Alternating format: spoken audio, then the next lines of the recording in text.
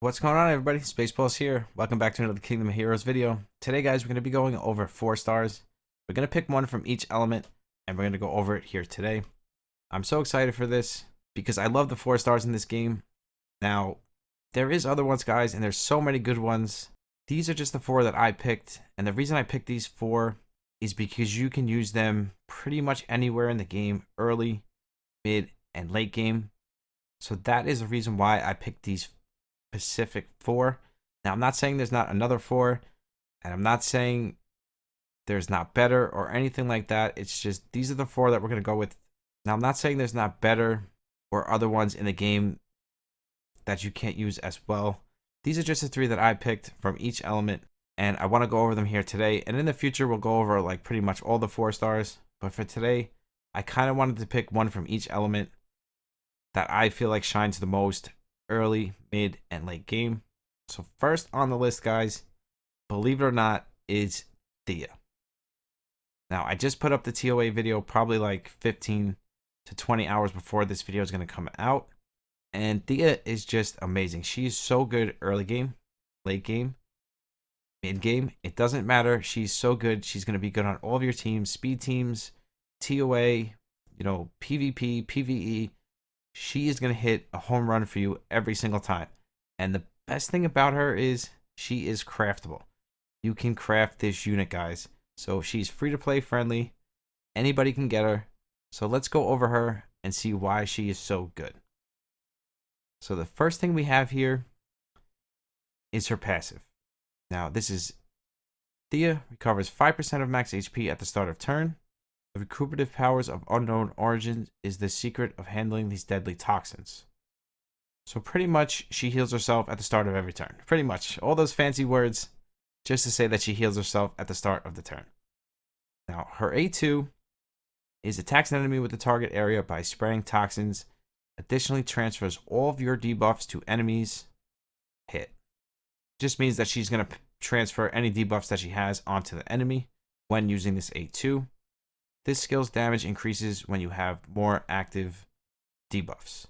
So she'll do more damage, but you're not really using her for damage. You're using her to put up dots, which is continuous damage. So you're not really going to have her built for damage. You're probably going to have her built as a support with a lot of accuracy and a lot of HP and speed. Because you want her fast so she can take as many turns as possible. The more turns she takes, the more dots she's going to be able to put on herself. And now the A1 is fires a lethal toxin at a target enemy and inflicts continuous damage on yourself for 4 turns. Now, this is the bread and butter of Thea, because what happens here is she uses her A1, she gives herself a dot, then on her A2, she passes it over to the enemy. Now, as you guys know, in TOA, if you're manualing it, you can literally stack 4 dots on yourself because they're 4 turn dots, and then pass all 4 of those dots over to the boss. And that's pretty much going to take, I believe, 40% of their HP away. I'm pretty sure it's 40%, somewhere in that area, but it's going to do huge damage to the boss or any enemy that you're putting these dots on. So she is so good for free-to-play content, TOA. If you're just messing around in PvP, arena, she's just so much fun to have and so much fun to play with in general. Now, as far as her leader skill goes, anything that is tree, she's going to give 29% increase all attack, which is actually very, very good. So if you have something like Prey and Claudia, she's going to give them another 29% attack. So if you're trying to run some kind of speed team or something like that, she will fit right in there with that leader skill. But if you're using her, you're probably going to use her with more daughters like Freya, Lucifer, which is another free-to-play craftable monster, which is really good. He would probably be my second choice if Thea wasn't in the game for a free-to-play option. So yeah, that's pretty much it for Thea. Now I will go over a rune build with her. The way I would rune her. Now I don't think, I would not rune her like this. I threw these runes on her for TOA. These runes, I believe, are from my Prey. I would rune her attack, HP, accuracy, and then I would give her speed and defense subs. That is how I would rune my Thea. So accuracy slot 6, speed slot 4, and HP slot 2 or defense. But then Whatever I don't have on the slot 2, I'll make sure I have extra in the substats of the runes. So that is the first one on the list. And that is the one for tree. The next one we're going to go over is fire. And the funny thing here is, guys, is another craftable, free-to-play friendly monster. So it's just so awesome how they give us so much awesome units. They give us so many summons, so many runes. This game is so free-to-play friendly in the beginning. Now, I don't know what's going to happen as we move on through the game here. But from what I can see, they set us up pretty nice.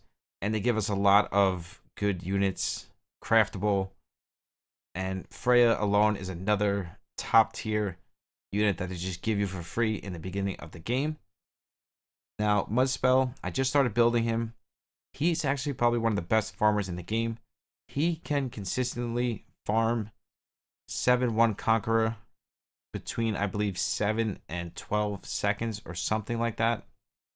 I don't know yet because I haven't ran it myself, but I am building him at the moment because I've heard from good sources about my man Mudspell here. So let's go over his kit and find out why he's the best farmer in the game. So the first thing is he gives himself, well, he gives all allies, but as a farmer, he gives himself 30% attack, which is actually huge when it comes to farming. And then his A3 attacks enemies with a target area with a powerful flame with increased crit damage by 10%, so more damage. This skill's damage when you have more active buffs. So that just means it does more damage the more buffs he has on him, which that's not going to matter for farming. Kind of like the Mountain King, now that I think about it, from CCG. So you're pretty much only going to get the 10% crit damage here because as a farmer, you're not going to have buffs on him. But he does put an increased attack on himself, so that is one buff. But not going to make too much of a difference when you're farming, but it will give him a little bit of extra damage. He's going to be one-shotting everything anyways if you have the right runes on him. So focuses to collect energy, resetting Inferno's cooldown. So now he's going to reset this cooldown. So that's going to give him even more damage. Additionally, your attack is increased for 1 turn and you gain an extra turn. So you're pretty much getting an extra turn and you're cooling down this A3. And then you have this A1, which is attack an enemy with flames.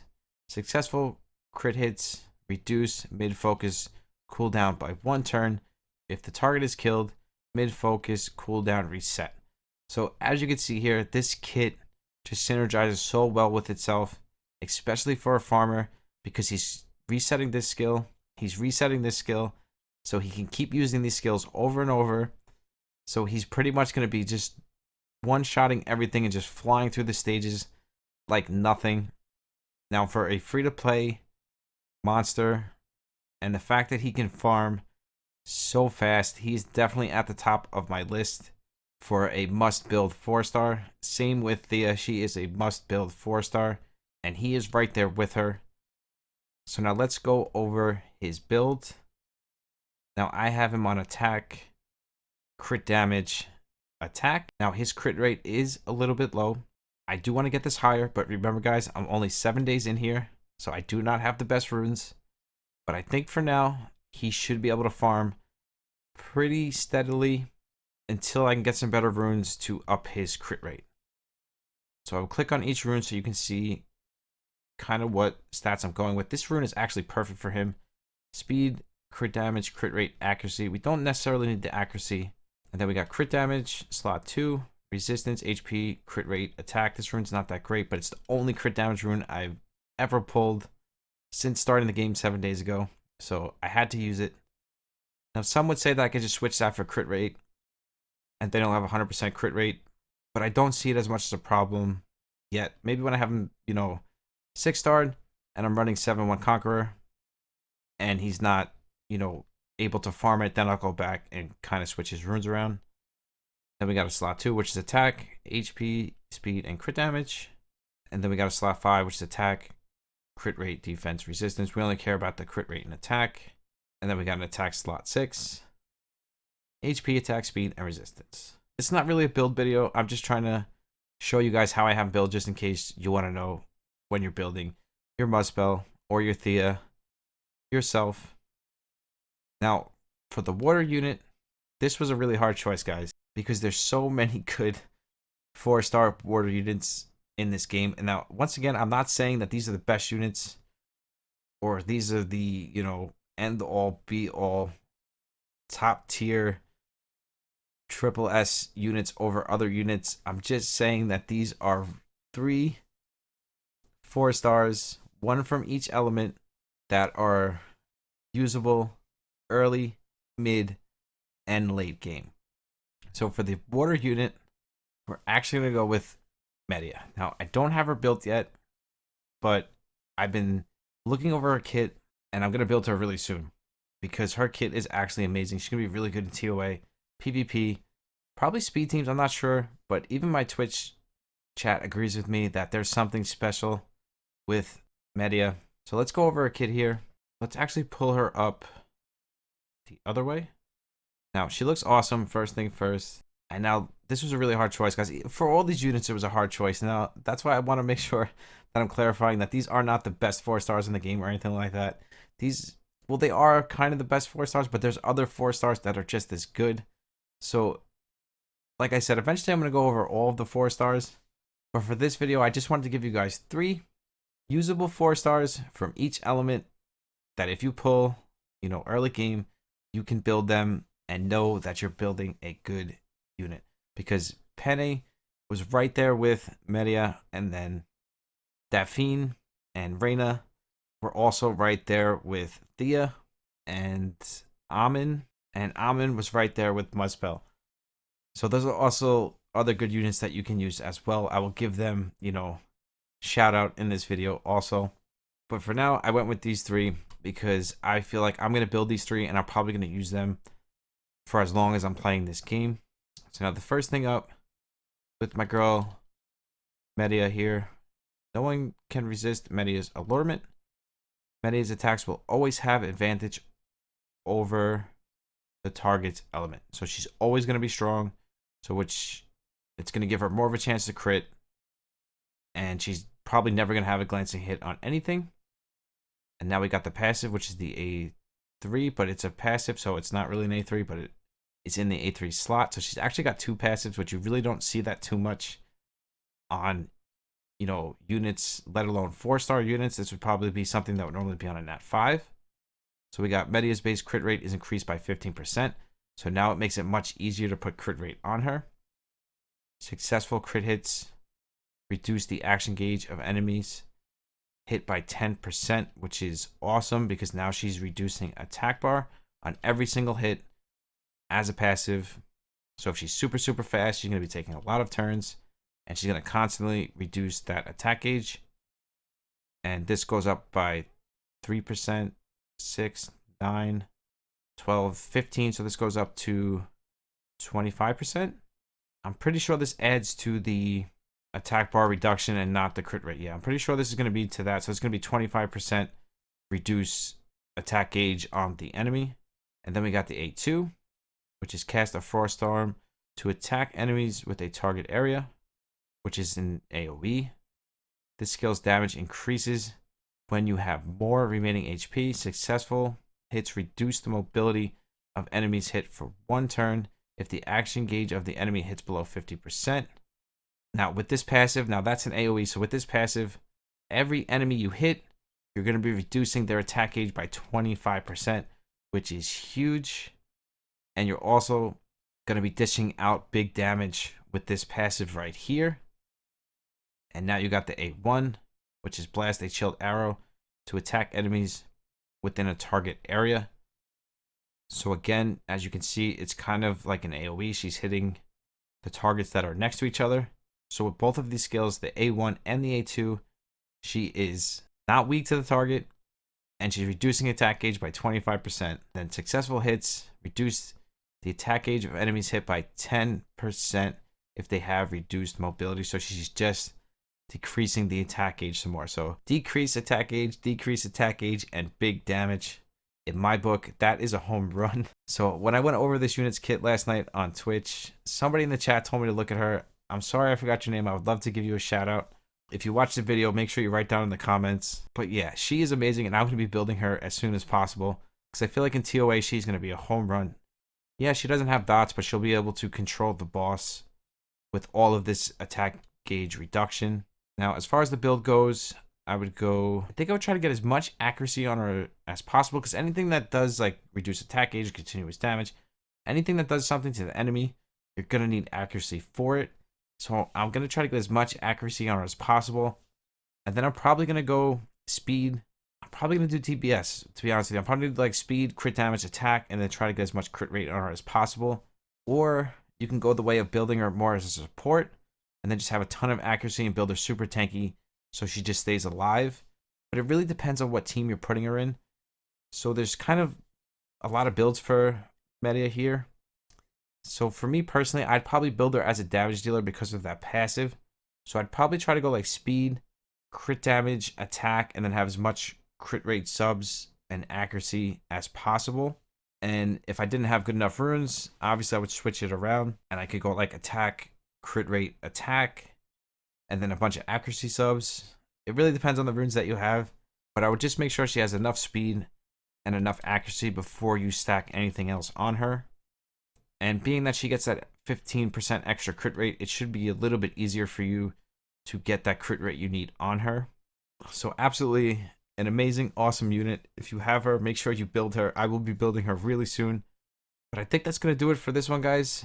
Now that is 3 usable 4 stars that you can use early, mid, and late game. Now, like I said, there's others. We gave a shout out to Amin.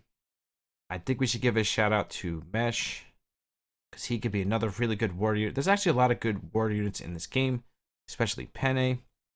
Now, Amin is another awesome one, which we'll go over him in another video.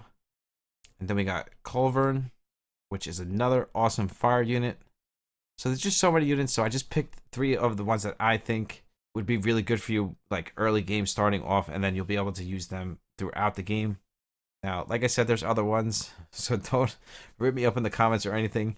I just wanted to give you guys some options. In the future, I do plan on making a tier list and stuff like that, and I will eventually go over all of these units, and we do stream on Twitch every single night, so you can always stop by there and ask me anything you want about any monster. I always answer your questions. So if you want to follow me there and on Discord, that is in the description as always. Thank you guys so much for 1,000 subs. We're well over 1,000 subs now. We're going to be doing a huge giveaway later today. Well, I'm going to be putting a video up for the giveaway. There's going to be 4 winners, huge prizes. Can't wait for that. So just thank you guys for the love and support. The growth has just been unreal. If you want to be a part of the random giveaway, just make sure you sub to the channel, you're liking and commenting on all the videos to be a part of that. As always, I love you guys. I will see you in the next one. Spaceballs out. Peace.